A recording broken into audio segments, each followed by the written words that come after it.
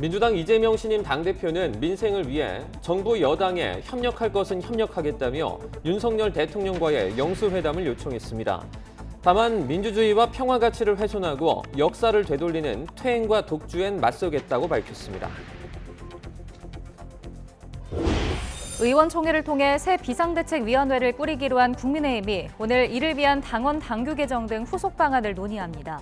하지만 권성동 원내대표의 사퇴 요구 등 당내 반발도 이어지고 있습니다.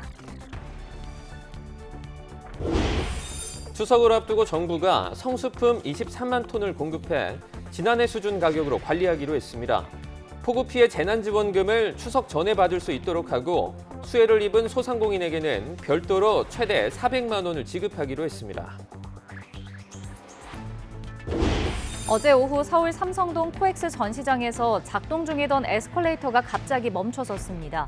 타고 있던 이용객 10여 명이 넘어져 다쳐 일부는 병원으로 옮겨져 치료를 받았습니다. 지난해 압수된 마약이 재작년보다 4배 이상 급증하는 등 마약이 빠르게 확산하고 있습니다. 취재진이 SNS를 통해 30초 만에 마약 유통망과 접선할 수 있을 정도로 우리 일상에 마약의 깊숙이 침투한 것으로 나타났습니다. 대우조선해양 하청업체 노동자 파업이 끝난 지 한 달이 지났지만 파업 기간 불거진 상처는 여전합니다. 하청 노동자들의 고용 승계 문제와 원하청 간 임금 격차 등 풀어야 할 과제를 짚어봤습니다. 최근 5년 동안 전국적으로 땅꺼짐 현상이 사흘에 2번꼴로 발생하고 있습니다. 치명적인 피해로 이어질 수 있어 지하수 상황과 상하수도관 노후도 등의 정보를 담은 집안치마 위험지도 구축 등 대책 마련이 시급합니다. 50여 년 만에 재개된 미국의 유인 달 탐사 프로젝트의 첫 단계인 아르테미스 1호가 우리 시각으로 오늘 밤에 발사됩니다. 이번엔 사람 대신 마네킹을 태우고 달로 향하지만 2025년에는 사람을 달에 착륙시킬 계획입니다.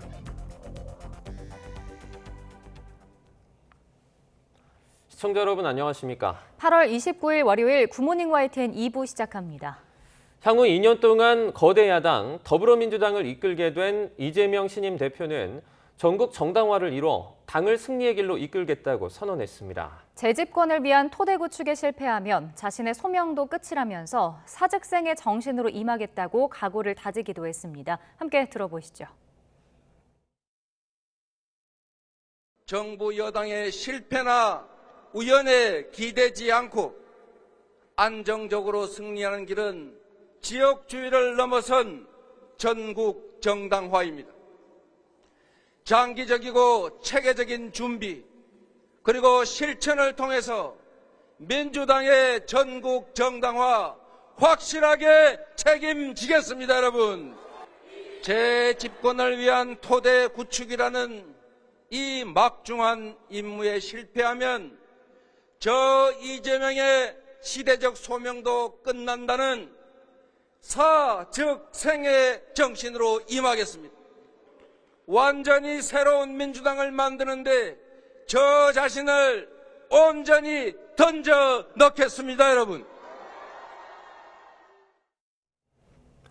이재명 신임 대표는 대세론으로 압승을 거뒀지만 주어진 과제도 만만치 않습니다.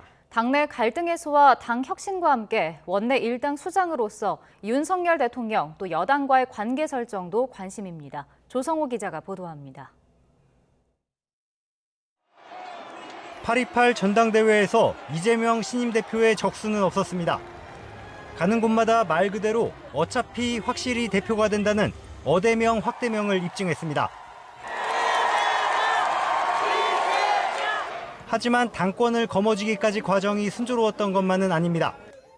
대선 패배 이후 연고도 명분도 없는 인천 계양을 보궐선거 출마, 그리고 지방선거 참패를 책임져야 한다는 불출마 요구를 정면으로 뚫고 도전했고, 지난 대선과 또 그 대선 결과에 연동된 지방선거 패배의 가장 큰 책임은 저에게 있다는 생각에 변함이 없습니다. 제가 그 결과에 대해서 책임져야 하는 것 또한 당연합니다. 당원들의 전폭적인 지지에 비해 동료 의원을 포함한 당내 기반을 탄탄히 다지지는 못했습니다. 자신이 직접 요구하진 않았지만 기소 시 당직 정지 폐지, 권리당원 전원투표 등을 포함한 당원 개정을 둘러싼 갈등은 정치인 이재명과 신주류로 떠오른 친명계에 대한 당내 견제와 반발을 확인하는 계기가 됐습니다. 당 밖에서 한쪽 계파가 꼭 먹고 알 먹고 국물까지 싹 다 독식한다는 그런 비판을 들으면 우리 민주당은 민주주의의 위기 그 한가운데로 전락하게 될 것입니다. 결국 강한 리더십을 요구하는 당심이 이재명 지도부를 출범시켰지만 당내 화합은 가장 먼저 해결해야 할 과제. 이신임 대표도 통합을 강조했습니다. 우리는 작은 차이 때문에 갈등하고 분열하라 쓸 시간은 없습니다. 혁신하기에도 국민의 삶을 보듬기에도 새로운 미래를 열어가기에도 턱없이 모자란 시간 아니겠습니까? 윤석열 정부 정책을 견제하는 강한 야당으로 당의 체질을 바꾸는 동시에 정부 여당과 협치를 통해 민생 경제 위기 해법도 모색해야 합니다. 정부 여당, 특히 윤석열 대통령께 저희가 협력할 수 있는 최대치로 협력을 하고 민생과 경제 위기 해결에 도움이 될 정책들을 신속하게 공통으로 추진하는 것을 요청드리고 싶습니다.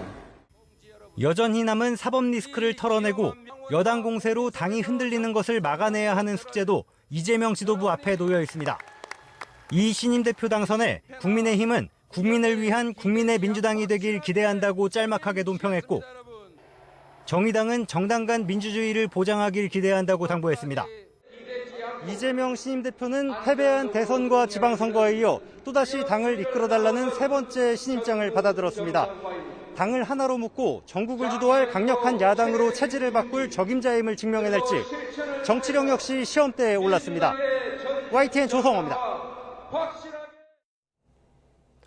국민의힘이 새로운 비상대책위원회를 꾸리기로 한 의원총회 결정을 놓고 당 내부에서 후폭풍이 이어지고 있습니다. 특히 책임론이 부각되면서 권성동 원내대표의 즉각적인 사퇴를 촉구하는 목소리가 본물처럼 터져나오고 있습니다. 정유진 기자가 보도합니다.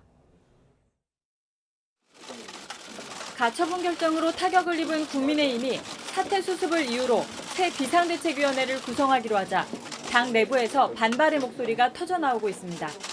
각종 실수를 반복해온 권성동 원내대표가 나중이 아니라 당장 사퇴해야 한다는 겁니다. 오선 중진인 조경태 의원은 기자회견을 열어 이미 정통성을 상실한 권 원내대표가 즉각 사퇴해야 한다고 촉구했고 현재의 지도부가 이대로 있는 한 이래저래 무능적 공백 상태와 갈등은 장기화될 것입니다. 이번 의원총회의 결정은 국민과 당원을 졸로 보는 것입니다. 4선 윤상현 의원과 3선 김태호 의원 등 일부 의원도 권 원내대표를 압박했습니다. 이런 움직임에는 친윤계 의원 일부도 가세했습니다. 한 친윤계 의원은 YTN과의 통화에서 지금 대통령의 의중도 다 털고 새롭게 시작하자는 뜻인 걸로 알고 있다며 권성동 사퇴론에 힘을 보탰습니다. 애초 당이 무리하게 비대위를 구성해 혼란을 자초했다는 비판도 나왔습니다. 최재형 의원은 자신의 SNS에 이번 문제가 불거진 것은 비대위가 구성돼 이준석 전 대표를 사실상 해임했기 때문이라면서 당이 초가삼간 다 타는 줄 모르고 빈대만 잡으려 하고 있다고 지적했습니다. 이런 가운데 국민의힘은 주말 동안 법률지원단을 중심으로 새 비대위를 꾸리기 위한 당원당규 개정 실무 작업을 이어갔습니다. 이에 따라 오늘 오전 비대위 회의를 거쳐 이르면 오후에 의원총회를 소집할 것으로 보입니다. 하지만 새 비대위 구성에 이준석 전 대표 측이 또다시 대응에 나설 가능성도 적지 않아 여당의 내용은 상당 기간 시계 제로의 상황이 불가피할 전망입니다. YTN 정유진입니다. 법원의 가처분 결정으로 여권이 혼란에 휩싸인 가운데 당 내부에서 이른바 책임론을 언급하며 권성동 원내대표 사퇴를 요구하는 목소리가 잇따르고 있습니다. 당내 5선 중진인 조경태 의원은 기자회견을 통해 책임 정치의 시작은 권 원내대표의 사퇴라고 주장했습니다. 3선 김태호 의원도 분란과 혼란을 수습하려면 내려놓는 것에서부터 시작해야 한다면서 권 원내대표가 스스로 물러나는 것이 사퇴 수습의 첫 단추라고 밝혔습니다. 앞서 4선 윤상현 의원도 그제 의총에서 정치와 민주주의, 당 대통령을 죽인 결정을 했다면서 권 원내대표가 물러나는 것이 모두를 살리는 길이라고 강조했습니다. 이런 상황 속에 친윤계 안에서도 권 원내대표를 거부하는 기류가 감지되고 있습니다. 한 친윤계 의원은 YTN과의 통화에서 의원총회에서 권 원내대표의 사퇴를 요구하는 의견이 많았다고 전했습니다. 다만 새로운 비대위를 꾸리는 작업에 권 원내대표의 역할이 필요하기 때문에 이번 일을 수습한 뒤 물러나라는 목소리가 압도적이었다고 밝혔습니다. 또 다른 친윤계 의원도 지금 대통령의 의중을 다 털고 새롭게 시작하자는 뜻인 걸로 알고 있다고 말했습니다.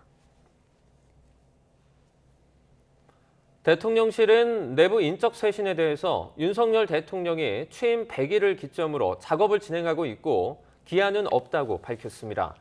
대통령실 관계자는 대통령실은 국민에게 헌신하고 봉사할 역량을 갖추고 그 적성을 공유하는 사람들에 의해서 유지되는 곳이라면서 대통령 임기 5년 내내 상시적으로 이루어질 것이라고 설명했습니다. 대통령실이 추석 연휴 이전에 10명 안팎의 비서관급 참모진 일부를 교체하는 것으로 알려진 가운데 관계자는 숫자를 정해놓은 인사는 없다면서 업무 역량과 책임 의식이 따른 판단이 유일한 원칙이라고 말했습니다.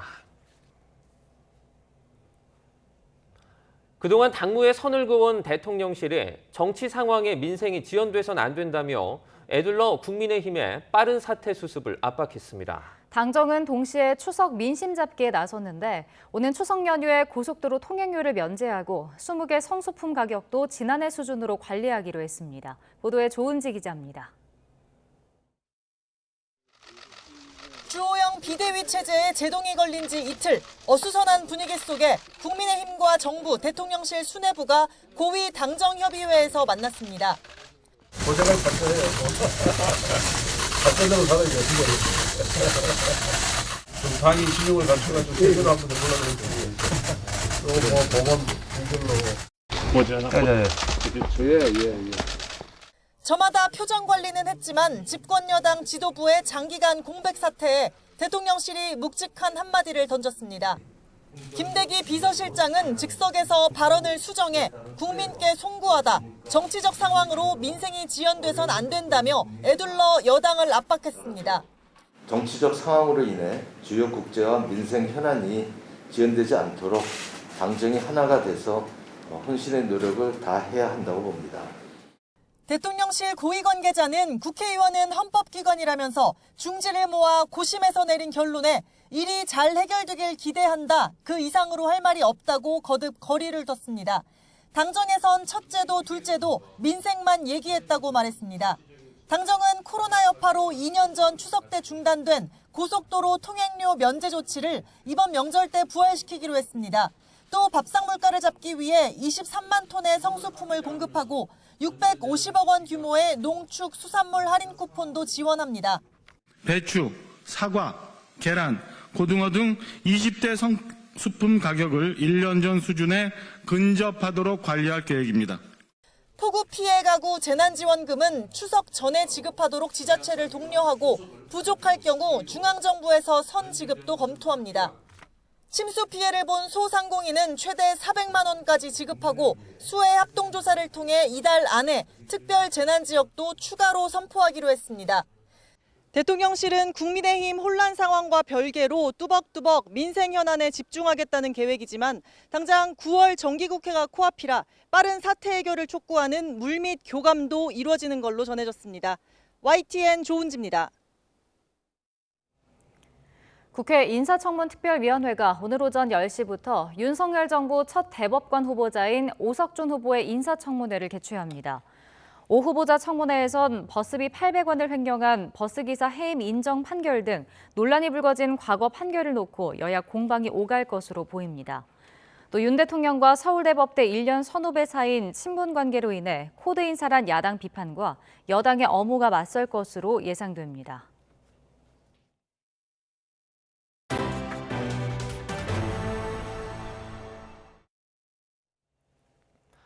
서울 강남 코엑스에서 에스컬레이터가 갑자기 멈춰 타고 있던 승객들이 넘어지며 10여 명이 다쳤습니다.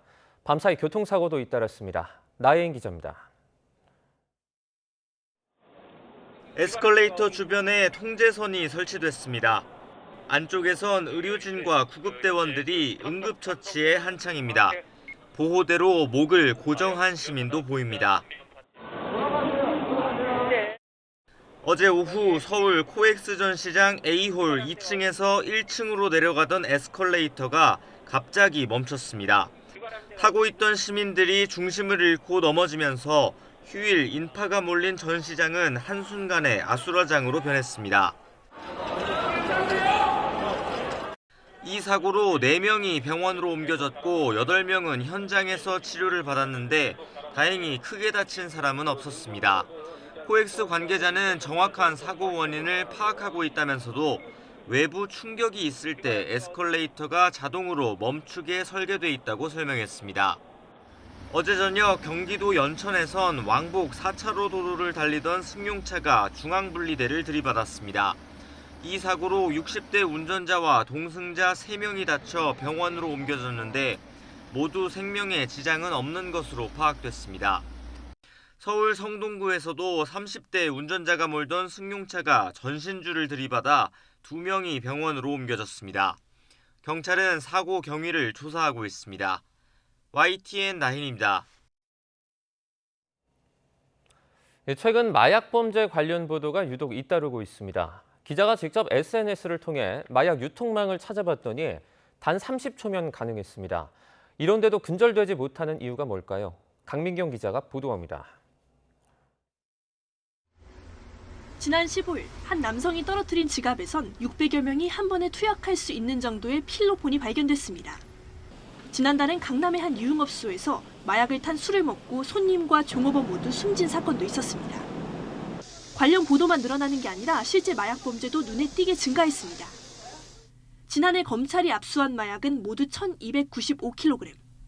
전년보다 4배 이상 폭증했습니다. 특히 젊은 층으로 깊숙이 침투하고 있습니다. 실제 10대와 20대 마약 사범은 2017년 이후 꾸준히 증가했습니다. 30대 이하는 전체 마약 사범의 절반 이상을 차지합니다.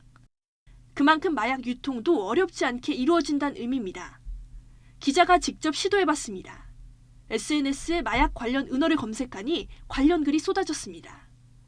적혀있는 방법을 달았더니 곧바로 마약 구매 인증글이 쏟아지는 채팅방에 입장합니다. 지역별 판매 가능한 마약과 대금을 치르는 법, 심지어 마약 보관 방법까지 자세히 적혀 있습니다. 여기까지 불과 30초도 걸리지 않습니다. 이렇게 마약 유통이 온라인과 비대면으로 이루어지다 보니 검거도 어려워지고 있습니다. 이 마약 수사 초창기에는 이렇게 대면에서 물건과 돈을 이렇게 서로 맞교환하는 핸들링 방식으로 많이 이루어졌고요. 이런 매체물들을 잘 다루는 젊은 층들이 범행의 도구로 쉽게 이용하고 있기 때문에 검찰이 최근 마약 범죄에 대한 강경 대응을 예고한 이유기도 합니다.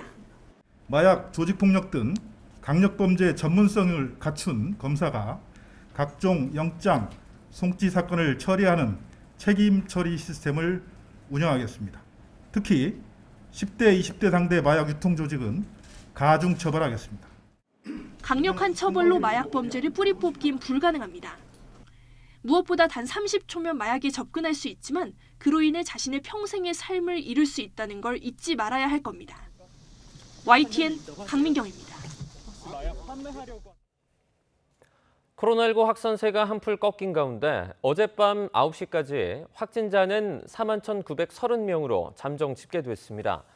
전날 같은 시간대보다는 4만여 명이 적고 일주일 전보다 14,000여 명이 감소한 수치로 일요일 중간 집계 기준으로는 지난달 31일 이후 4주 만에 4만 명대로 내려왔습니다.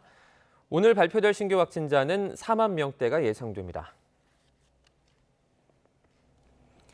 이창용 한국은행 총재가 미국보다 금리 인상을 먼저 끝내기는 어렵다고 밝혔습니다. 이 총재는 현지 시각 27일 미국 와이오밍주 잭슨홀에서 로이터 통신과 인터뷰를 갖고 한국은행의 통화 정책이 한국 정부로부터는 독립했지만 미국 연방준비제도의 통화 정책으로부터 완전히 독립한 것은 아니라며 이같이 말했습니다. 또 한국의 인플레이션은 대외적 요인이 크고 유가가 언제 다시 상승할지 몰라 금리 인상 종료 시점을 언급하기 어렵다며 물가 상승률이 높은 수준을 보이는 한 금리 인상 기조가 유지될 것이라고 덧붙였습니다. 대우조선해양 하청업체 노동자들의 파업이 끝난 지 어느덧 한 달이 지났습니다. 우렁찬 구호와 날선 고성이 사라진 현장은 추석 연휴를 앞두고 바삐 돌아가고 있지만 조선소 곳곳엔 여전히 깊은 상처가 남아 있습니다. 윤혜리 기자가 취재했습니다. 사람이다. 사람답게 살아보자.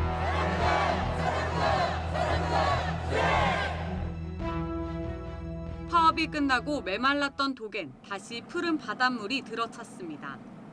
직원들은 밀린 작업을 끝내려 여름 휴가를 반납했습니다. 임금 인상과 처우 개선, 농성 현장엔 파업을 지지해줘서 고맙다는 현수막만 남았습니다.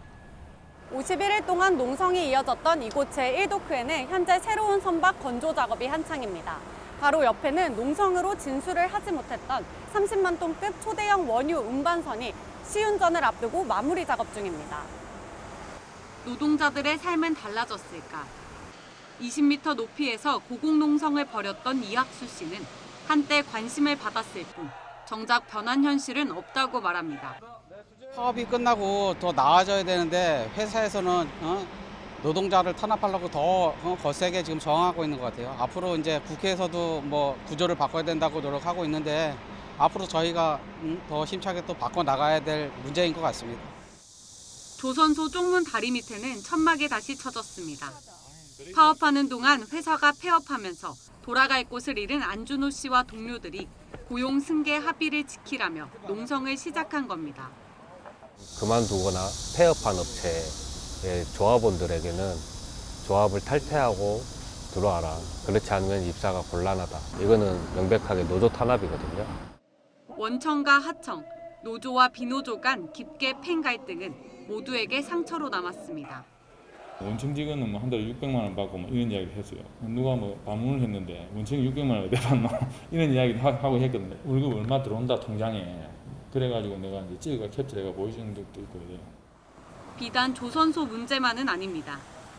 매출에 큰 타격을 입은 주변 상인들은 파업이 불편합니다. 불안하죠. 그러니까 대우가 잘 돌아가야 우리가 먹고 살지, 상인들도. 상사 안 돼. 너무너무 안 돼. 지금 파업이 하면 안 되고 지금 인원을 해가지고 이거 풀어야 나가야지. 이 사람이 들어와야 돼, 오빠는.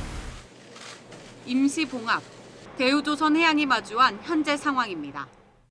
YTN 윤혜리입니다. 대우조선해양 사태에서 터져나온 노사 간, 노노 간 갈등은 원청과 하청 사이의 지나친 임금 차이에서 비롯됐다는 지적이 많습니다. 이 문제를 풀기 위해 노사정이 TF팀을 가동할 예정인데 근본 대책을 마련할 수 있을지 주목됩니다. 박종혁 기자가 보도합니다.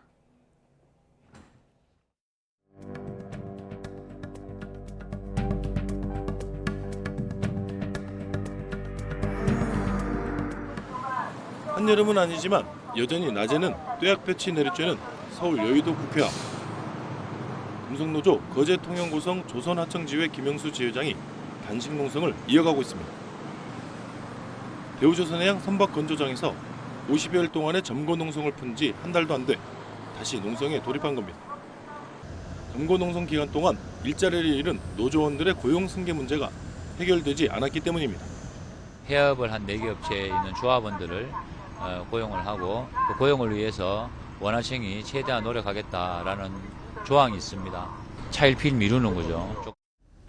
하청업체 노조의 파업 기간 동안 폐업으로 일자리를 잃은 노동자는 4개 업체 57명.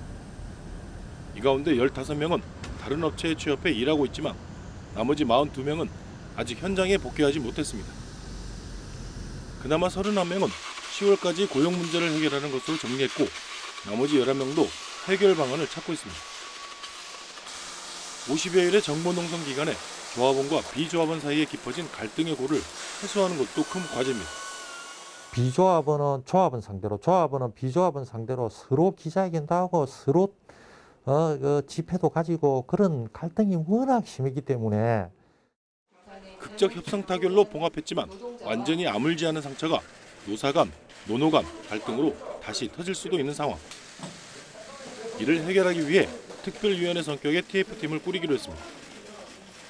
여기에는 하청업체 노사, 원청인 대우조선 노조, 노동부와 노동문제 전문가들이 참여합니다. 제도적으로 잘못되어 있는 부분들, 또 협력사들이 상대적으로 소외되는 부분들, 이런 부분들은 같이 저희들도 노력해서 보완해 나갈 수 있도록. 원청과 하청 사이 임금 격차의 핵심인 상여금과 성과급, 휴가 등 복지 문제를 면밀하게 살펴 전거농성과 같은 갈등의 재현을 막겠다는 겁니다. 노사 공멸 위기를 겪고 출범할 특별위원회가 대우조선해양노사의 상생을 끌어내는 역할을 할지 기대가 모아집니다. YTN 박종혁입니다.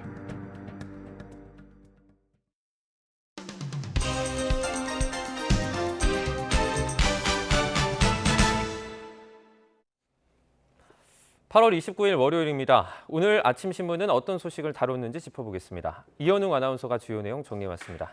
어서 오세요. 안녕하십니까. 첫 번째 기사입니다. 민주당의 새 지도부가 선출이 됐습니다. 어차피 대표는 이재명, 바로 어대명이 현실이 됐는데 기사는 어떻게 다루고 있죠? 네, 그렇습니다. 한겨레 신문은 앞으로 이재명 대표가 나아갈 길에 대한 기사를 썼습니다.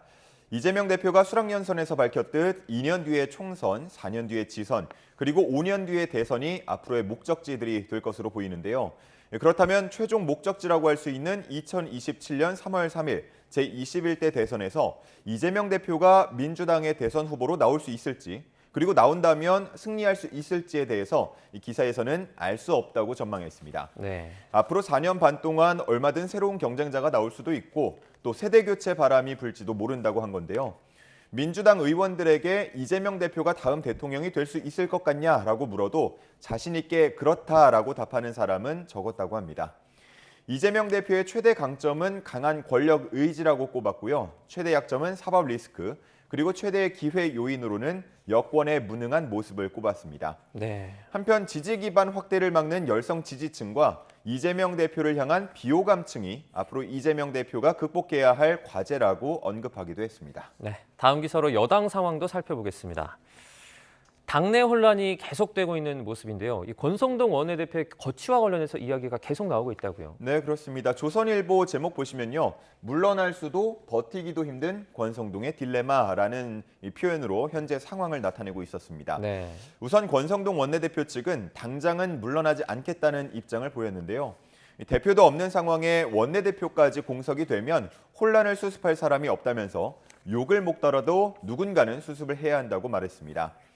그리고 권 원내대표는 애초에 비대위 전환은 무리일 수 있다면서 직무대행 체제를 유지하면서 이준석 대표에 대한 수사 결과를 지켜보자고 한 입장으로 알려지고 있기 때문에 당 혼란이 현재 상황까지 오게 된 데 대한 불만도 상당한 것으로 알려지고 있습니다. 네.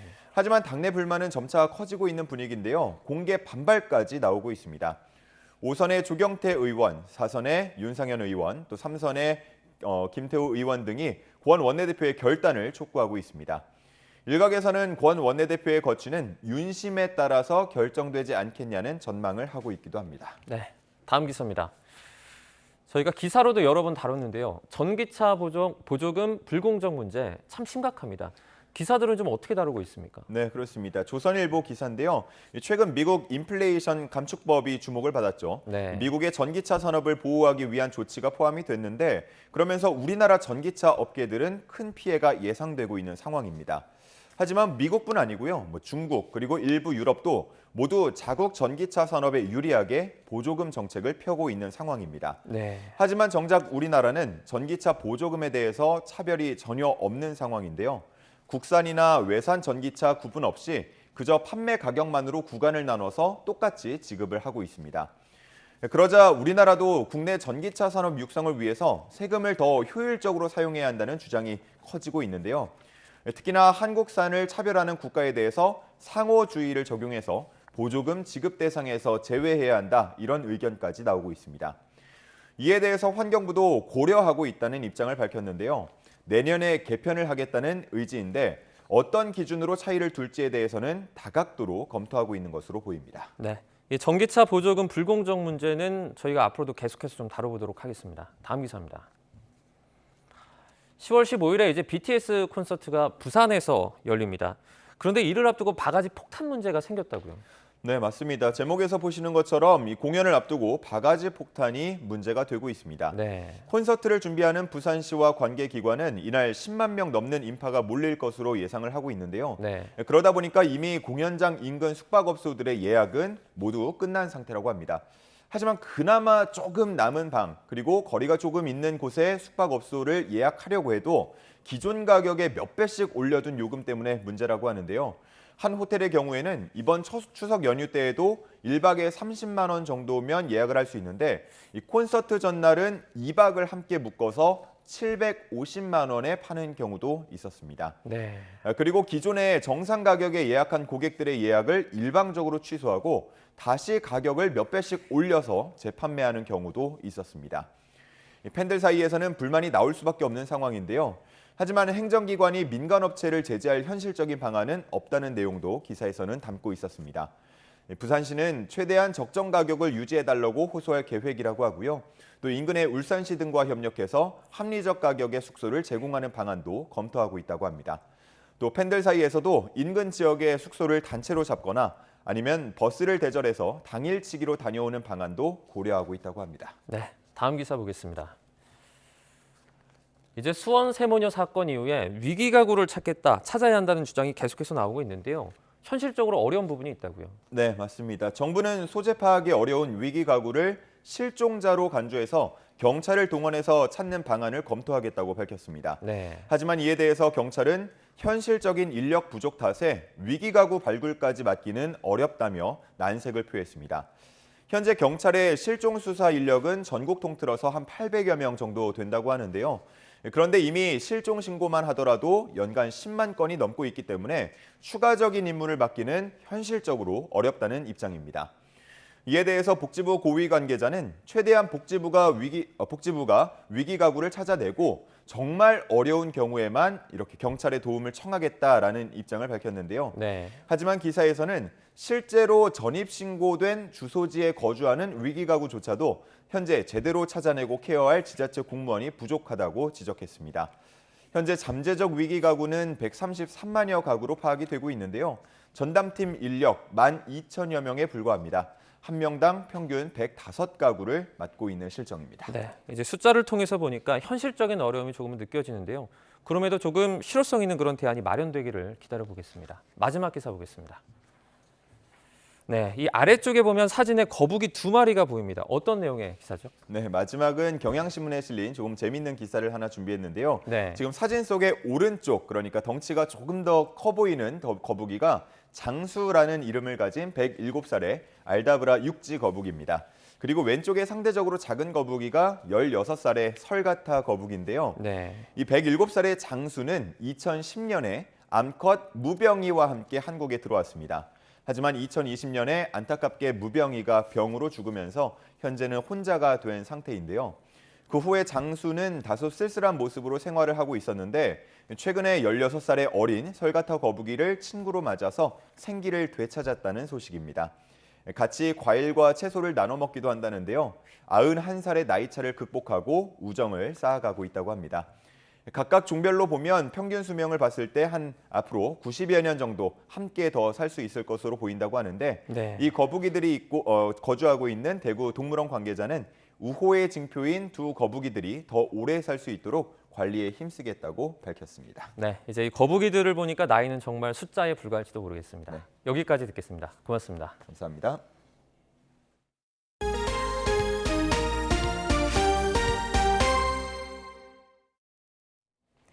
한미 군 당국이 오늘부터 연합연습 을지 자유의 방패 UFS 2부에 돌입합니다. 국방부는 다음 달 1일까지 이어지는 2부 연습은 수도권의 안전을 확보하기 위해 역공격과 반격 작전을 펼치는 시나리오로 진행된다고 설명했습니다. 북한은 선전 매체들을 동원해 UFS를 북침 전쟁 연습이라고 주장하며 연일 비난을 이어가고 있습니다. 미국의 유인 달 착륙 계획의 첫걸음인 아르테미스 1호가 우리 시각 오늘 밤 발사됩니다. 이번엔 사람 대신에 인형을 태우고 달로 향하지만 2025년엔 사람을 달에 착륙시킬 계획입니다. 보도에 최소라 기자입니다. 1969년 7월 우주인 3명을 태운 아폴로 11호가 인류 최초로 달에 도착했습니다. 이후 미국은 5차례 더 달에 착륙했고 달 표면을 밟은 사람은 12명으로 늘었습니다. 마지막 유인 달 착륙은 1972년 아폴로 17호를 끝으로 미국은 유인 달 탐사를 중단했습니다. 그리고 53년 만인 2025년 다시 달에 사람을 보낼 계획을 내놨습니다. 그 첫 발로 오늘 아르테미스 1호를 발사합니다. 이번엔 사람 대신 인형을 태우고 갑니다. 지구에서 최대 45만 킬로미터 떨어진 지점을 돌아 달에 착륙하지 않고 42일간 비행을 거쳐 오는 10월 10일 지구로 귀환합니다. 비행 과정에 문제가 없는지 여부와 나중에 사람이 타게 될 오리온 캡슐이 지구로 진입할 때 발생하는 뜨거운 열에 버틸 수 있는지 등을 점검하게 됩니다. We're going to make it do things that we would never do with a crew on in order to try to make it as safe as possible. 2024년에는 아르테미스 2호가 실제 사람을 태우고 달 상공까지 날아갔다가 착륙은 하지 않고 되돌아옵니다. 2025년에는 아르테미스 3호가 발사되는데 이때는 타고 간 우주인 4명 중 2명이 달 표면에 내려 7일간 탐사 작업을 한 뒤 다시 타고 돌아옵니다. 50여 년 만에 유인 달 탐사를 위한 대장정, 그 첫걸음이 오늘 시작됩니다. YTN 사이언스 최소라입니다. 프로야구 6위 롯데가 은퇴 투어 중인 이대호의 홈런으로 선두 SSG를 꺾었습니다. 롯데는 7회 초 터진 이대호의 투런포로 SSG의 4대2 역전승을 거뒀습니다. SSG 선발 김광현은 6회 수비 과정에서 근육 경련을 일으켜 마운드를 내려갔습니다. NC는 21타자 연속 범타 처리한 선발 신민혁의 활약에 힘입어 KT의 완승을 거뒀습니다. LG는 플러코의 6이닝 무실점 역투로 키움을 이겼고 삼성은 피넬라의 끝내기 홈런으로 하나와의 2연전을 모두 승리로 마무리했습니다. 더 많은 학교 밖 청소년들이 무료 건강검진을 받을 수 있도록 정부가 적극적인 홍보에 나섭니다.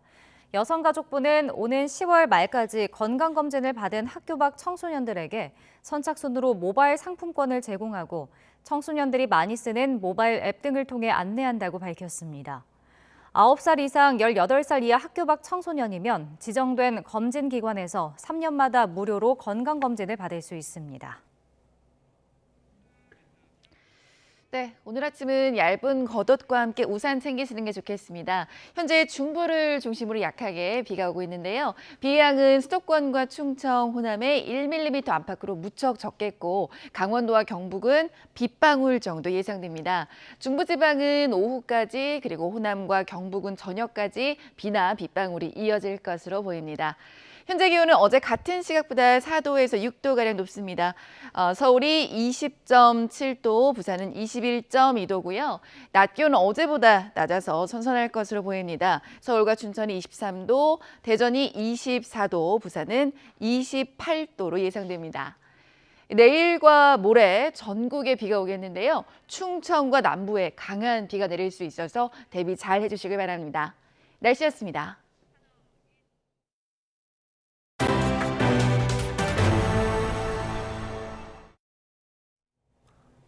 국민의힘과 정부가 추석 전 주요 성수품의 가격을 1년 전 수준으로 관리하기로 했습니다. 수해를 입은 소상공인에게 지방자치단체가 지급하는 재난지원금과 별도로 최대 400만 원을 지급하기로 했습니다. 고위 당정협의회 결과 직접 들어보겠습니다. 피해 가구에 대해 추석 전 재난지원금이 지급될 수 있도록 지자체를 독려하고 부족한 경우에는 우선 중앙정부에서 선지급하는 방안도 검토하기로 하였습니다. 특히 소상공인에 대해서는 지자체가 지원하는 재난지원금 외에 별도 국비를 확보하여 주택 침수 피해 지원에 준하는 최대 400만 원, 정부 지원 200만 원, 지방정부 200만 원입니다. 최대 400만 원을 지급키로 하였고 23년도 소상공인 풍수해 보험 예산도 금년 대비 40% 이상 대폭 증액하기로 합의하였습니다. 역대 최대 규모의 23만 톤 성수품 공급과 650억 원 규모의 할인 쿠폰 지원 등 전방위 조치를 통해 배추, 사과, 계란, 고등어 등 20대 성수품 가격을 1년 전 수준에 근접하도록 관리할 계획입니다. 대형마트, 전통시장 등에서 사용할 수 있는 농축수산물 할인 쿠폰은 20%에서 30%의 할인율로 1인당 최대 4만 원의 할인 혜택을 제공하게 됩니다. 추석 연휴 기간 고속도로 통행료는 전 기간 면제하는 방안을 당에서 강력히 요청했고 국토부 등에서 적극 검토키로 하였습니다. 낸시 펠로시 미 하원 의장의 타이완 방문 이후 군사 긴장이 고조된 가운데 미 군함이 예고한 대로 타이완 해협을 통과했습니다. 중국군은 어떤 도발도 좌절시킬 수 있다며 반발했고 누리꾼들은 미 군함이 퇴역을 앞둔 할아버지 배라고 조롱했습니다. 중국에서 이런 반응이 나오는 데는 나름의 배경이 있다고 하는데요. 베이징에서 강정규 특파원이 전해드립니다. 지대지 순항미사일을 잔뜩 실은 미 해군 순양함 2척이 타이완 해협을 유유히 지나갔습니다. 낸시 펠로시 하원 의장의 타이완 방문 이후 중국의 봉쇄 훈련에 맞선 항행의 자유작전입니다. 타이완 해협에서 노골화된 중간선 무력화 공세에 대한 대답이기도 합니다. But at the same time, we're not going to be deterred from operating in the seas and skies of the Western Pacific, and that's all consistent with international law, just like we've done for decades. 타이완을 작전지대로 둔 중국군 동부전군은 미 군함의 움직임을 모두 지켜봤다며 어떤 도발도 언제든 좌절시킬 준비가 돼 있다고 강조했습니다. 중국 누리꾼들은 타이완 해협의 선박 유동량 지도를 공유하며 항행의 자유란 말을 비꼬았습니다. 또 내년에 퇴역을 앞둔 상선 수준의 배로 억지력을 행사하려다 침몰을 자초할 것이라고 조롱하기도 했습니다. 중국의 이런 반응, 단순한 정신승리로 치부할 수만은 없습니다. 실제 구축함 6척을 동시에 건조하는 등 군함수에서는 미국을 앞질렀다는 평가도 나옵니다. 2035년까지 항공모함 6척을 확보해 현대적 대양 해군을 완성한다는 계획입니다. 经中央军委批准，中国第3艘航空母舰命名为中国人民解放军海军福建舰。 최근엔 미국의 상대적 열세인 항모전단의 훈련 영상도 공개했습니다. 더 이상 미국의 힘으로 밀리지 않는다는 자신감을 보여주는 건데 갈수록 격화되는 미중 패권 경쟁이 무력 충돌로 번질 위험을 예고하는 대목입니다. 베이징에서 YTN 강정규입니다. 미국 군함이 타이완 해협을 통과한 날 중국 군용기 10대가 무력 시위를 벌였습니다. 타이완 국방부는 중국 군용기 23대와 군함 8대가 타이완 부근에서 포착됐다고 밝혔습니다. 이 가운데 전투기와 공격용 헬기 7대는 타이완 해협 중간선을 넘어왔다 돌아갔으며 대잠 초계기 등 3대는 타이완 서남부 방공식별구역에 진입했습니다. 타이완 국방부는 군용기를 보내 경보를 발신했으며 대공 미사일 시스템으로 중국 군용기 활동을 추적했다고 밝혔습니다. 미국의 전기차 보조금 제도 개편 문제를 협의할 정부 대표단이 오늘 오전 미국으로 출국합니다. 산업통상자원부는 통상과 외교부처의 실국장급으로 구성된 정부 대표단이 오늘부터 2박 3일 일정으로 미국 워싱턴 DC를 방문한다고 밝혔습니다. 이들은 인플레이션 감축법 가운데 미국에서 제조한 전기차에 대해서만 보조금을 지급하도록 한 조항과 관련해 미 의회와 행정부 주요 인사들을 만나 협의할 계획입니다. 정부 대표단은 미국 측에 국내 우려와 업계 입장 등을 전하고 향후 대응 방안을 논의할 방침입니다. 전국의 집값과 전셋값이 일제히 하락했습니다. KB국민은행의 주택가격 동향 조사 결과를 보면 이번 달 기준 전국 주택의 평균 매매가는 전월 대비 0.14% 떨어졌습니다. KB 시세로 전국 집값이 하락한 건 지난 2019년 7월 이후 3년 1개월 만입니다. 정부 공인조사기관인 한국부동산원 통계로는 지난 6월에 전국 집값이 하락 전환된 바 있습니다. 전국의 주택 전셋값도 0.09% 하락으로 전환됐는데 KB 시세로 전국 주택 전셋값이 하락 전환된 것은 2년 11개월 만입니다. 서울 강남권 인기 재건축 단지에서 매수자가 계약금 3억 원을 포기하고 계약을 파기한 사례까지 나왔습니다. 집값이 폭락하는 시기에 나타나는 현상이어서 앞으로 더 늘어날 가능성도 배제할 수 없습니다. 이동호 기자가 취재했습니다. 서울 송파구의 잠실 주공 5단지.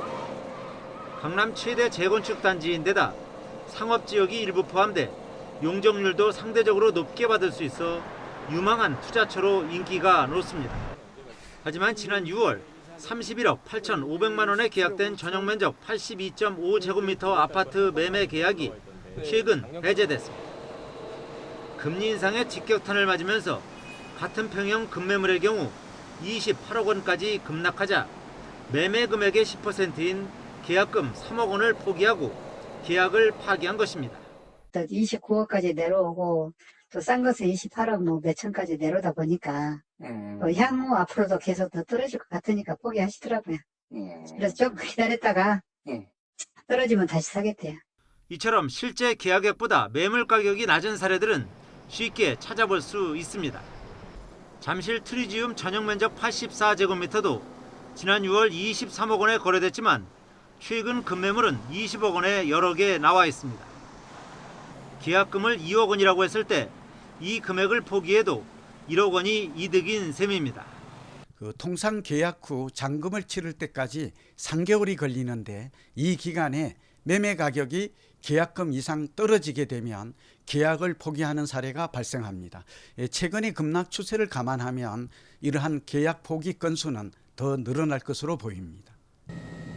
강남 재건축의 상징인 대치동 음마아파트도 지난달 전용 76제곱미터가 24억 8천만 원에 거래됐는데 최근 22억 5천만 원짜리 매물이 나와 있습니다. 두 달도 안 지난 사이에 계약금만큼이나 매매 가격이 급락한 것입니다. 전문가들은 금리 인상과 경기 침체 우려 때문에 당분간 집값 하락이 불가피한 만큼 실수요자들은 서두르지 말고 신중하게 접근하는 것이 필요하다고 조언합니다. YTN 이동호입니다.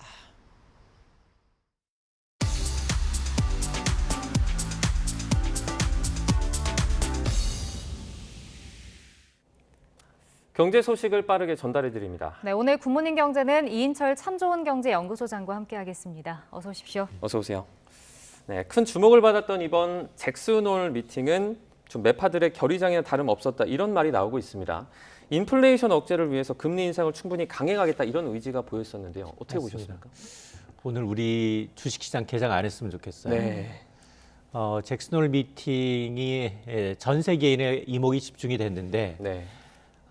미국 증시는 반영이 됐어요. 뉴욕 증시 파웰 의장의 아주 매파적인 이 본색이 드러나면서 8분 50여 초 동안의 연설 기간 동안 인플레이션, 물가만 무려 45번을 언급을 했습니다. 네. 이게 고스란히 뉴욕 증시를 강타했는데요. 뉴욕 증시 주요 3대 지수가 3% 넘게 빠졌어요. 또 미국 언론들은 블랙 프라이데이를 언급하고 있습니다. 다우존스 산업평균 지수가 1000포인트 넘게 빠졌고요. 네. 그리고 나스닥 지수, 기술주 중심의 나스닥 지수는 4% 가까이 거의 속락을 했습니다. 네. 자, 그러다 보니까 오늘 반영되지 않은 아시아 증시가 좀 걱정이 되는데요. 자, 파월 의장의 발언을 좀 살펴보면 금리 인상 멈추거나 쉬어갈 때가 아니다. 물가 정점 도달했다고 판단하기는 아직 이르다. 네. 자, 금리 인상이라는 게 가계와 기업한테는 고통이지만 물가 안정 실패 땐 더 큰 고통이 수반된다. 네. 이게 어디서 들어본 얘기잖아요. 네. 우리 이창용 총재, 전임이었던 이주열 총재가 매일 입에 달던 얘기를 고스란히 중앙은행 총재가 하고 있습니다. 자, 이러다 보니까 사실은 그동안 미국의 물가는 좀 한풀 꺾인 게 아니야. 왜냐하면 지난 6월 미국의 소비자 물가 지수가 9.1% 찍었어요. 그러자 40여 년 만에 최고치를 또 기록했네 였었는데 7월은 8.5% 중반으로 뚝 떨어졌어요. 자, 그렇다 시장의 기대는 뭐냐? 아하, 이제는 그래도 연준이 기준금리 인상 속도를 좀 조절할 수 있겠다라는 기대감이 있었는데 이런 기대감을 일축하는 겁니다. 네. 그러면서 파월 의장 뭐라고 쐐기를 박았느냐? 당분간 긴축 정책 스탠스가 유지할 필요가 있고 금리 인상 사이클이 끝난다 하더라도 조기에 금리 인하로 전환하지 않겠다라는 겁니다. 네.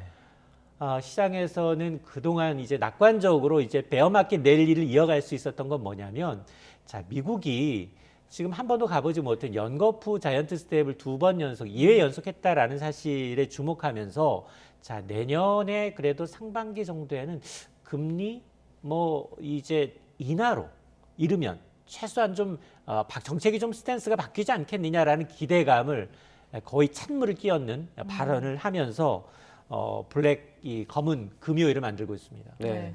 파월 의장의 이 연설을 쭉 정리해 보면 결국에 다음 달 FOMC 회의에서 자이언트 스텝을 밟을 가능성이 더 커진 것 아닌가요? 맞습니다.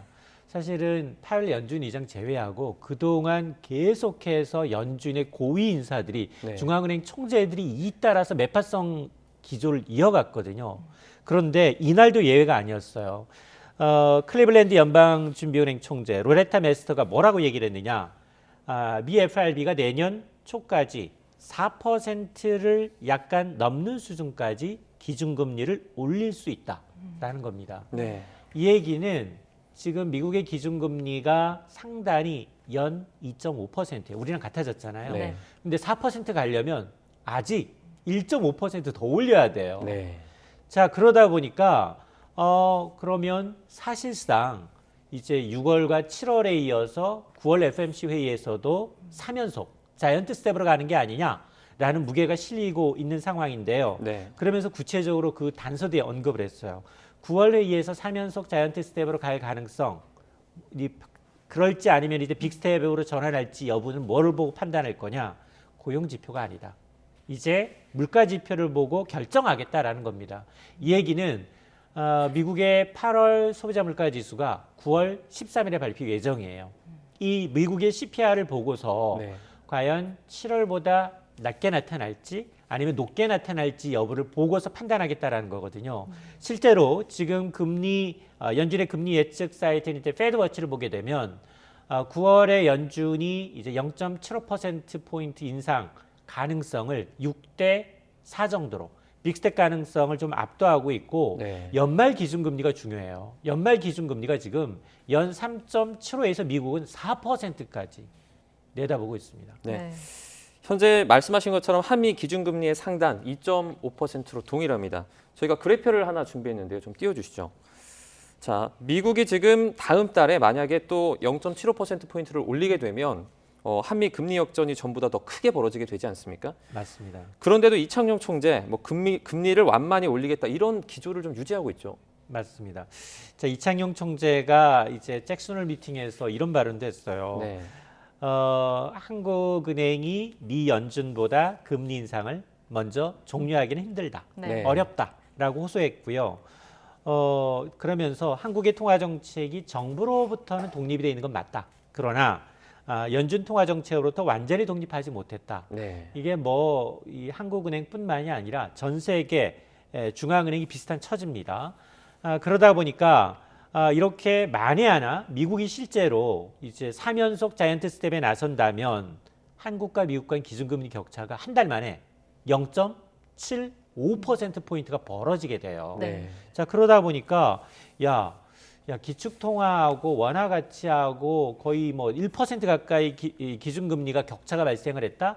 이렇게 되면 원화 가치는 추락하는 게 불보듯 뻔하고요. 네. 또한 이제 이 수입 물가가 올라서 원화 가치가 떨어지게 되면 물가는 더 오릅니다. 네. 여기에다가 외국인 투자 자금은 썰물처럼 빠져나갈 수가 있기 때문에 네. 여러 가지 부작용을 감안하게 되면 그러면 한국은행도 뒤따라서 마지못해 올해 남은 2번의 10월과 11월 2차례 회의에서 이창용 총재는 지난 이제 25일 금통위에서 베이비 스텝으로 아장아장 우리는 걸어갈 것이다라고 예고했지만 빅스텝으로 가든지 네. 아니면 아장아장 걷는다 하더라도 하는 역사상 6연속 이제 금리 인상 기조는 없었어요. 네. 그러니까 어떤 길을 가더라도 이제 사상 초유의 길을 가는 거여서 당시에도 이제 빅스텝 가능성에 대해서 이 총재는 뭐라고 얘기했냐면 충격이 오면 원칙적으로 고려할 수 있겠지만 지금 상황에선 고려하지 않고 있다라고 해서 아마 빅스텝보다는 베이비 스텝으로 2번 연속 남은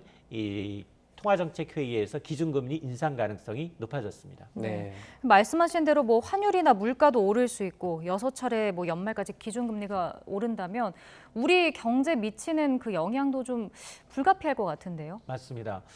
지금 달러가 우리가 이제 들어오는 통로가 무역 수지였거든요. 수출이 잘 돼서. 근데 지금은 원자재 가격이 너무 많이 올라서 무역 수지 넉 달 연속 적자 났어요. 네. 여기에다가 8월 이번 달도 20일까지는 적자폭이 더 커지고 있습니다.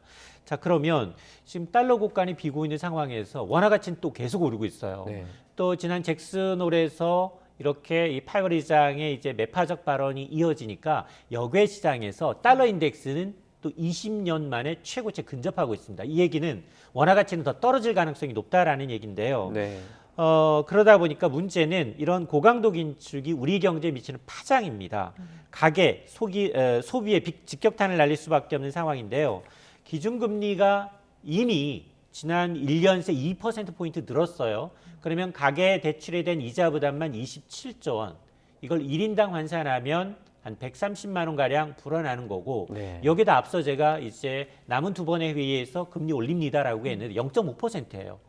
그 이자 부담만 1인당 32만 원이 더 얹어집니다. 네. 자, 이렇게 금리가 많이 올라가서 대출 이자가 쌓이게 되면 가처분 소득에서 가게가 소비할 수 있는 소비 여력이 줄어들거든요. 소비는 줄어들죠. 소비 줄어들면 어떻습니까? 기업들은 투자를 하지 않습니다. 인력 채용을 하지 않게 되거든요. 이게 다시 이제 경기를 둔화시키는 악순환이 이어질 수밖에 없는데 이런 이유로 지금 사실은 8월 25일 금통위에서 한 장짜리 금리 결정문에 경기 하방 위험이라는 게 4번이나 등장을 했다라고 했잖아요. 네. 기존에는 물가를 굉장히 우선시했던 통화정책에서 경기 하방 위험이 등장했다라는 건 이 말은 고물가를 잡기 위해서 한은은 금리를 계속해서 올리겠지만 이제 물가 때문에 금리 올리다 보니 오히려 부작용인 경기 침체도 우려된다라는 의미거든요. 네. 자, 그러다 보니까 미국과의 더 커진 금리 격차를 줄일 것인가 아니면 경계를 감안해서 계속해서 베이비 스텝을 고수할 것인가 아마 9월에 지금 미국의 금리 결정 상황을 봐야 되겠지만 아마 연말까지 한은도 굉장히 고심이 깊어질 수밖에 없는 상황입니다. 네. 네. 이런 금리 인상의 여파는 은행권에도 미치고 있습니다. 올해 예적금에만 70조에 가까운 뭉칫돈이 밀렸어요. 맞습니다. 은행들이 신났어요. 은행들이 예적금 금리 3%, 4% 올린다는 게 좋은 게 아니에요. 네. 그게 고스란히 부메랑이 돼서 대출 금리도 가까이 오르거든요. 근데 지금 보니까 한국은행이 4연속 이제 기준금리 인상이라는 역사상 초유의 일을 걷다 보니까 시중은행 예적금이 불과 8개월 새 70조 원 가까이 늘어났고요. 네. 한 달 새 7조 원 넘게 늘어났습니다. 자, 그런데 같은 기간 우리가 위험자산이라고 하는 부동산 자산, 주식 자산, 앞서서 강남권의 초고가 아파트는 계약금을 3억 원이라는 계약금을 포기했다라고 했잖아요. 네. 전체 이제 매매 금액이 10%를 계약금으로 걸지 않으면 이게 이 대출이 잘 안 될 뿐만 아니라 기본적으로 중개사들은 10% 걸도록 하고 있는데 네. 3억 원을 포기할 정도로 이제 이 가격을 선도했던 이른바 똘똘한 한 채조차 흔들리고 있거든요. 네. 이러다 보니까 같은 기간 부동산과 주식 등 이 주식에서 가계대출이 12조 원 넘게 빠졌습니다. 이 얘기는 위험자산에서 급속히 일탈해서 안전자산이 은행 예적금으로 머니 무브 현상이 가속화되고 있다라는 얘기인데 네. 문제는 뭐냐? 한은이 지금 연내 추가 금리 인상을 예고한 만큼 이런 예적금 쏠림 현상은 앞으로 연말까지도 계속해서 지속될 가능성이 높아졌다라는 겁니다. 네. 근데 은행에서 지금 예적금 상품 이렇게 경쟁적으로 출시하다 보니까 이율이 조금이라도 높은 곳으로 갈아타는 분들도 좀 많이 계시거든요. 이게 갈아타는 게 더 좋은 건가요? 굉장히 고민할 시점이에요. 이렇게 예적금 금리가 빨리 오를 수도 이제 예측을 못했지만 기준금리가 지금 한 번도 가보지 않은 길을 걷다 보니까 정말로 예금 가입자 혹은 뭐 대출들도 마찬가지예요. 대출자들도 지금 오히려 이제 고정금리가 변동금리보다 낮아지는 현상이 나타나다 보니까 갈아타야 되나라고 고심하시는 분들이 많은데 우선 예금 가입자 문제 좀 따져보게 되면 네. 대체로 이제 예금 가입했는데 1년이든 2년짜리든 3년짜리든 만기가 석 달 이내로 짧게 남았다. 네. 이런 분들은 갈아타면 손해일 경우가 많아요. 네. 중도해지할 경우에는 중도해지 수수료 내야 되고요. 높은 약정했던 금리 다 안 채워줄 수 있거든요. 그런데 만일 이제 3개월 이상 많이 남아 있다. 예적금 기간이 많이 남았다면 오히려 중도 해지하고 갈아타는 게 더 좋을 수 있습니다. 네. 그렇기 때문에 목돈을 이제 섣불리 이제 예치하게 되면, 그래서 가능한 한 목돈은 지금 금리 인상이 연말까지 계속 예고되어 있기 때문에 석 달 이내로 짧게 가져가다가 나중에 금리가 더 오른 좋은 상품으로 갈아탈 수 있는 게 좋은데, 네. 각종 우대금리 조건이 어떤지 기회비용을 좀 고려해서 세심하게 좀 선택할 필요가 있어 보이고, 또 대출금리를 갈아타기를 좀 고려하시는 분들은 크게 두 가지를 고민해 봐야 돼요. 하나는 뭐냐면 중도상환 수수료율이에요. 왜냐하면 대출받은 지 3년 이내의 경우에는 은행권에 따라서 최고 연 1.2%에 달하는 중도상환 수수료를 매기고 있거든요. 네. 그러니까 이걸 좀 따져봐야 되고, 또 하나는 뭐냐, 갈아타는 게 무조건 이제 능사가 아니라 대출 한도가 굉장히 많이 줄어들 수 있습니다. 네. 왜냐하면 이 올해 7월부터는 이 기존 대출, 주택담보대출뿐 아니라 신용대출, 마이너스 통장대출, 뭐 차량 대출까지 다 포함해서 1억 원을 초과할 경우에는 DSR 규제, 총부채 원리금 상환 비율 40%를 적용하고 있거든요. 네. 그러다 보니까 기존의 느슨한 조건에서의 대출 한도가 갈아탐으로 해서 축소될 수 있기 때문에 이 부분도 고려를 해야 합니다. 네. 또 종합부동산세 완화 법안의 통과가 계속해서 지연되고 있습니다. 내일까지 안 되면 대상자들은 혜택을 못 받는 거죠? 아마 이제 1주택이면서도 똘똘한 한 주택 갖고 있어서 이 종부세 부담 좀 완화해 주겠거니 정부가 이미 발표를 했거든요. 네. 근데 이제 법 개정 사항이기 때문에 국회 논의가 있어야 되는데 데드라인이 이달 말 내일이에요, 당장. 네. 내일까지 안 되면 이 최대 50만 명에 달하는 납세자들의 혜택이 무산이 됩니다. 개정안의 핵심을 보게 되면 대상자들은 1세대 1주택자 종부세 부과 기준선이 바뀌는 거거든요. 공시가격 11억 원에서 14억 원으로 올린다라는 건데, 여기에 이제 대상자들이 이제 한 21만여 명 정도 남짓이고요. 또 여기다가 이사나 상속과 같은 일시적 2주택자 이분에 대해서도 최대 이제 이게 세법이 통과되지 않으면 최대 6% 중과세율이 적용이 되는데, 이분들도 한 21만여 명. 여기다가 세 번째 이 고령자들 장기 보유자 납부 유예 도입하는 방안도 여기에 들어가는데, 이들의 이제 세부담을 낮춰주지 않는다면 올해 종부세, 특히나 20억 원 주택을 보유한 사람 1세대 1주택자의 경우에는 이 세법 개정된 이후와 개정되기 전 합쳐보면 한 100만 원 정도 이제 세제 혜택을 받을 수 있기 때문에 네. 이분들의 이제 세부담이 늘어날 수 있어서 지금 정부와 이제 여당과 야당은 지금 입장이 좀 반대인데요. 야당의 경우에는 이제 이미 공정시장 가액을 통해서 하향 조정을 통해서 세부담을 낮춰줬는데, 네. 1세대 1주택이라고 하지만 이 기준을 높이는 것에 대해서 반대하고 있거든요. 이건 부자 감세에 동의할 수 없다라고 맞서고 있기 때문에 오늘 아마 마지막입니다. 오늘하고 내일 본회의가 이제 통과돼야 되기 때문에 마지막 이제 협의에 나설 것으로 보여서 아마 여야 역시 하면 50만 명 정도로 추산되는 이들의 이 세부담이 걸려 있는 문제이기 때문에 네. 아마 무시하지는 못할 것으로 좀 보이는데, 회의 결과 국회에서 어떤 논의 과정이 되는지 아마 이제 뉴스를 좀 지켜볼 필요가 있어 보입니다. 네. 네. 그런가 하면 정부가 코로나19로 피해를 본 소상공인들의 채무 조정 프로그램이죠. 이 새출발 기금을 10월부터 시행하기로 했는데, 뭐 불공정 논란도 있었고요. 도덕적 해이 이야기도 있었어요. 이런 것들 좀 보완이 됐습니까? 맞습니다. 코로나 여파로 이제 정상적인 영업을 못했던 이제 소상공인들에 대해서 채무 조정해주기 위한 방안이 윤곽을 드러냈습니다. 그동안 이제 도덕적 해이 논란 최대 90%까지 비탄감을 해준다라고 하니까 그러면 성실하게 갚아왔던 이제 소상공인들의 경우에는 오히려 역차별, 도덕적 해이 논란이 있었습니다. 자, 그래서 오늘 10월부터 이제 새 출발 기금 채무 조정 프로그램이 이제 시행이 되는데, 일단 이제 이 지원 대상은 코로나로 피해를 본 개인 사업자, 소상공인이고요. 네. 적어도 3개월 이상 장기 연차제에 대해서만 신용대출 가운데 자산을 제외하고, 네. 예를 들어 부동산과 같은 자산을 갖고 있다면 자산을 제외하고 순부채의 최대 60에서 80%까지 원금 탕감해 준다라는 건데요. 이 얘기는 뭐냐? 부채가 있지만 재산이 더 많다. 이런 경우에는 이제 원금 조정과 이자 감면이 이루어지는 거지 부채 탕감해 주는 건 아니에요. 네. 자, 그러다 보니까 이 채무 조정한 이후에도 허위 서류를 제출했다거나 고의적인 연체 등이 발견됐다. 이럴 경우에는 즉시 채무 조정이 무효화됩니다. 네. 그리고 이제 비탕감 80% 불공정 논란에 때문에 당초는 한 25억 원 정도 1인당 채무 탕감 규모도 절반 정도 한 15억 원까지로 축소하기로 한 상황이기 때문에 특히나 이제 최대 이 부채 탕감 비율 90%의 경우에는 기초생활수급자 그리고 뭐 중증 장애인, 만 70세 이상, 저소득 고령자, 상환 능력이 사실상 거의 없는 취약계층을 대상으로 해서 순부채 최대 90%까지만 이제 조정해 준다라는 점. 네. 그리고 부실이 우려되는 차주 그리고 이제 연체 30일 이전의 차주의 경우에는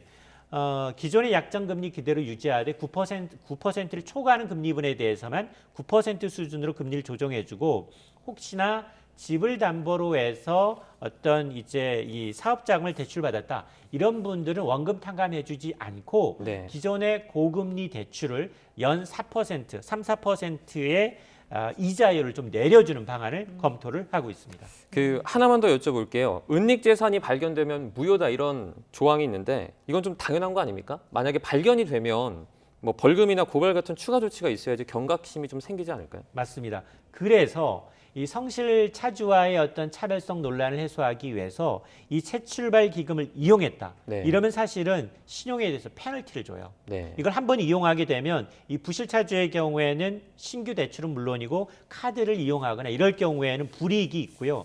말씀하셨던 것처럼 이제 은닉 재산이 발견되면 이걸 좀 무효로 하게 해서 이 페널티를 이제 적용하겠다라는 것이기 때문에 아마 이런 이제 정부의 정책 자금을 이용한 이제 이 행위에 대해서는 엄벌하겠다라는 게 이제 금융당국의 입장입니다. 네, 알겠습니다. 여기까지 듣겠습니다. 경제 이슈들 이인철 소장과 함께 짚어봤습니다. 고맙습니다.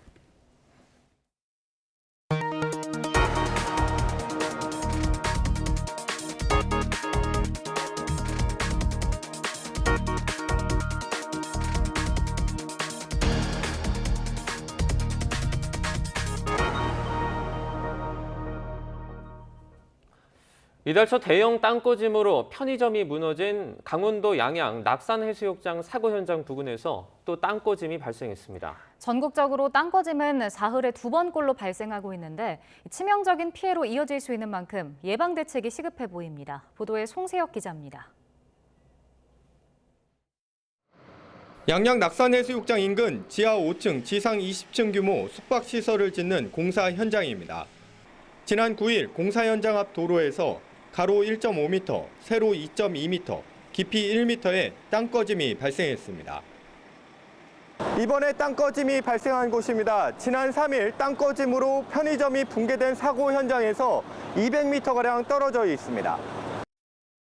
편의점 붕괴 현장의 땅꺼짐은 가로 12m, 세로 8m, 깊이 5m에 이릅니다. 이곳 역시 바로 옆에서 지하 6층, 지상 20층 규모 숙박시설을 짓고 있었습니다. 개발 열풍으로 대형 숙박시설 건축 허가와 공사가 줄을 잇고 있는 이 일대에서 지난해 말부터 발생한 땅꺼짐은 확인된 것만 29건. 주민들은 불안감을 감추지 못합니다. 우리 집도 어떻게 될 줄 알아요? 하루아침에 이게 내려앉을 줄 어떻게 알아요? 그건 모르거든요. 그러면 어떻게 사냐고. 최근 5년 동안 발생한 땅꺼짐은 전국적으로 1,170건이 넘습니다. 사흘에 2번꼴로 발생한 셈입니다. 땅꺼짐은 과도한 지하 개발로 지하수 흐름이 바뀌거나 상하수도관 누수 등으로 지하 공간이 생기면서 발생하는 경우가 많습니다. 이런 사고를 막기 위해서는 지하수 수위 변동과 상하수도관 노후도 등의 정보를 담은 집안 침하 위험 지도의 필요성이 제기됩니다. 집안, 그다음에 지하수의 변동성을 검토를 해서 지하 시설물 위험 지도 같은 것들을 만들어서 도시계획이라든지 건축 계획할 때 반영을 시키는 거죠. 전문가들은 땅을 파헤친 뒤 제대로 흙을 메우지 않는 등 부실한 공사 역시 땅꺼짐의 주요 원인인 만큼 현장 관리 감독도 강화해야 한다고 입을 모읍니다. YTN 송세혁입니다. 어제 오후 5시쯤 서울 삼성동 코엑스 전시장에서 에스컬레이터가 멈추는 사고가 났습니다. 멈춘 에스컬레이터는 전시장 A홀 2층에서 1층으로 내려가는 방향이었는데 이 사고로 시민 4명이 다쳐 병원으로 옮겨졌고 8명은 현장에서 치료를 받았습니다. 코엑스 관계자는 외부 충격이 있을 때 에스컬레이터가 자동으로 멈추도록 설계돼 있다며 일단 현장을 통제한 뒤에 사고 원인을 파악하고 있다고 전했습니다. 어제 저녁 8시 20분쯤 경기도 연천군 전고급에서 왕복 4차로 도로를 달리던 승용차가 중앙분리대를 들이받았습니다. 이 사고로 60대 운전자 A씨와 동승자 3명이 다쳐 병원으로 옮겨졌는데 모두 생명에 지장이 없는 것으로 파악됐습니다. 경찰은 운전자가 술을 마신 상태는 아닌 것으로 파악했다며 목격자 진술과 블랙박스 영상 등을 바탕으로 사고 경위를 조사하고 있습니다. 어제 저녁 7시 50분쯤 서울 성동구 홍익동에서 교차로를 지나던 승용차가 전신주를 들이받았습니다. 이 사고로 30대 운전자 A씨와 현장을 지나던 60대 여성이 놀라 병원으로 옮겨졌고 차량이 심하게 부서졌습니다. 경찰은 A씨가 모퉁이를 돌다가 운전이 미숙해 사고를 낸 것으로 보고 정확한 경위를 조사하고 있습니다.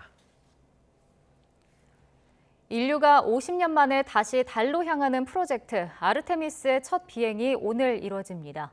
미 항공우주국 나사는 우리 시각으로 오늘 밤 9시 33분 미국 플로리다주 케이프 커네버럴 우주기지에서 역대 최강의 우주 발사체인 스페이스 론치 시스템 SLS를 발사합니다.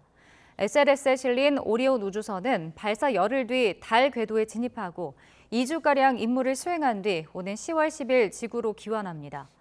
나사는 오는 2024년 우주비행사 4명을 달 궤도로 보낸 뒤 복귀시키고 2025년에는 여성을 비롯한 2명을 달 남극 표면에 착륙시킬 예정입니다. 올해 지구촌엔 무더위와 물난리로 고생하지 않은 나라가 없을 지경이지만 파키스탄의 홍수 피해는 정말 믿기지 않을 수준입니다. 석 달 동안 끊임없이 내린 비로 1,000명이 넘게 목숨을 잃었고 이재민은 3천만 명이 넘었습니다. 보도에 유재복 기자입니다. 삼킬 듯 휘몰아치는 물살위로 헬리콥터가 다가갑니다. 바위 위에 표류한 소년을 구하기 위해서입니다. 몇 번의 시도 끝에 소년은 무사히 헬리콥터에 올라탑니다. 바다로 변한 마을, 가재도구만 겨우 챙긴 일가족이 목까지 차오르는 물살을 가르며 나아갑니다. 소중한 보금자리는 이미 물속으로 사라졌습니다. ये सामान ले आ रहे हैं हम खुद घर उधर पानी में डूब गए हैं कोई सामान कैसे तरीके से आएगा सामान तो हम खुद देखो कैसे क्या हालत में ले आ रहे हैं 무시무시한 흙탕물에 100만 채 가까운 집이 사라졌습니다. 어린이 350명을 포함해 1,000명 넘는 사람이 목숨을 잃었습니다. 이재민은 3,300만 명이 넘습니다. 몬순 우기라 비가 많이 내리는 시기지만 올해엔 평소에 배가 넘는 폭우가 쏟아졌습니다. 물난리를 피해 탈출하려는 줄이 길게 이어졌습니다. 한 명이라도 더 태우려 안간힘을 쓰지만 지옥을 벗어나려는 사람들이 너무 많습니다. ज़मींदारों के पास रखा हुआ जो सीड है वो भी नहीं होगा खाने के लिए कुछ नहीं है तो गवर्नमेंट के लिए तो दुश्वारी पेश आएगी 농작물 대부분이 물에 잠겨버려 당장 먹을거리 구하기도 막막합니다. 파키스탄에 닥친 10년 사이 최악의 기후재앙. 국제사회가 지원을 서두르고 있지만 물난리를 극복하기엔 버거워 보입니다. YTN 유재복입니다. 네, 지구촌은 가뭄과 홍수 등 유례없는 기상이변으로 몸살을 앓고 있습니다. 일반적으로 지구온난화를 막으려면 나무를 많이 심어 이산화탄소 흡수를 늘려야 한다고 생각하는데요. 네, 맞는 말이지만 이 숲의 확대가 반드시 온실가스 저감으로 이어질지는 미지수입니다. 보도에 임수근 기자입니다. 기후변화와 온난화로 지구촌 빙하가 빠르게 사라지고 있습니다. 알프스 빙하가 하루 5cm씩 줄어들고 얼음층의 두께도 점점 얇아지고 있습니다. In the last 15 years, 20 years, the glacier changed a lot. You can imagine that here the glacier go down more than 10 meters. 전체의 85%가 빙상으로 덮인 그린란드를 비롯해 북극권에서도 얼음이 녹은 자리에 초지와 숲이 생기고 있습니다. 최근 조사에 따르면 북극권 8,000km에 걸쳐 툰드라 안쪽으로 숲이 확장하고 있습니다. 대기 중 고농도의 이산화탄소가 비료 역할을 하면서 나무 성장을 촉진하고 있습니다. 문제는 숲의 확장이 지구 온난화 해결의 구세주가 아닐 수 있다는 것입니다. 물론 북극권의 신생 숲은 1970년대 이후 벌채로 18%나 감소한 아마존 산림의 역할을 대신하고 있습니다. 또 나무는 이산화탄소를 흡수하면서 한 그루당 매일 100리터의 물을 증발시켜 대기 온도를 낮춥니다. 그러나 침엽수는 빛 반사율이 0.08로 빙하의 10분의 1에 불과해 태양에너지 대부분을 흡수해 열로 방출하고 있습니다. 특히 고위도의 나무들은 성장이 느려 온난화를 부추기는 것으로 나타났습니다. 숲은 탄소를 빨아들이는 스펀지가 아니다. 숲이 지구 온난화를 구할 수 있을지는 더 연구가 필요하며 아직 맹신은 금물이라고 과학자들은 조언하고 있습니다. YTN 임수근입니다. 그룹 BTS가 오는 10월 부산에서 부산 엑스포 유치기원 무료 콘서트를 여는 것과 관련해 지역 숙박업소들의 바가지 요금이 성행하자 지자체가 강한 대응을 예고했습니다. 부산시는 지난 26일부터 점검반을 편성해 현장 파악과 계도를 시작했다면서 점검반을 확대 편성하고 계속해서 지도 점검에 나서겠다고 밝혔습니다. 2030 부산 엑스포 홍보대사인 BTS는 오는 10월 15일 부산 기장군 일광 특설무대에서 무료 홍보 콘서트를 열기로 하자 일부 숙박업소들이 기존 예약을 취소하고 가격을 10배 넘게 올려서 다시 예약을 받는 사례 등이 잇따르고 있습니다. 쾌청했던 주말과 달리 월요일 출근길 전국 곳곳에 산발적인 비가 내리고 있습니다. 중부지방은 오후까지, 남부지방은 저녁까지 약한 비나 빗방울 정도가 떨어지겠는데요. 비가 내리면서 날은 종일 선선하겠습니다. 오늘 서울 낮 기온은 23도로 어제보다 5도가량 낮겠습니다. 외출하실 때 작은 우산을 하나 챙겨주시기 바라고요. 큰 기온 변화에 대비해서 얇은 겉옷도 챙겨주시는 게 좋겠습니다. 현재 서해에서 유입되는 비구름의 영향으로 중부와 전북 곳곳에 비가 내리고 있습니다. 시간당 5mm 미만으로 매우 약하게 내리고 있는데요. 오늘 예상되는 비의 양은 수도권과 충청, 호남에 1mm 안팎으로 많지 않겠고 강원도와 경북 지방은 빗방울 정도만 떨어지겠습니다. 밤사이 비구름이 이불 역할을 해주며 오늘 아침 기온은 어제보다 3에서 6도가량 높습니다. 현재 서울 기온은 20.1도, 부산 21.6도를 나타내고 있습니다. 낮 기온은 어제보다 2에서 5도가량 낮아 종일 선선한 날씨가 이어지겠는데요. 오늘 서울 낮 기온 23도, 대전 24도, 대구는 26도로 예상됩니다. 오늘 비가 그친 뒤 내일 새벽부터 모레까지 또다시 전국에 비 소식이 있습니다.